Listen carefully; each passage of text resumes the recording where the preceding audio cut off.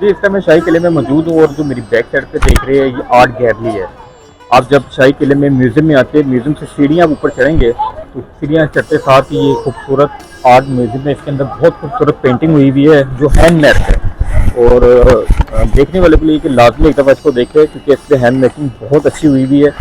इसका जो मैं खुद देख के आज हैरान हो गया हूँ। उसके चारों तरफ आप देखेंगे तो ये शाही किले खूबसूरत ये फूल लगे हुए हैं सामने और ये जो है दीवारें आम है जो आप देख रहे हैं। बाकी हिस्ट्री आपको जो मुकम्मल मेरे यूट्यूब चैनल पे मिलेगी, वहाँ जाके आप सर्च करें ट्रैवलिंग अहमद शिगरी, आपको बहुत कुछ मिलेगा। बहुत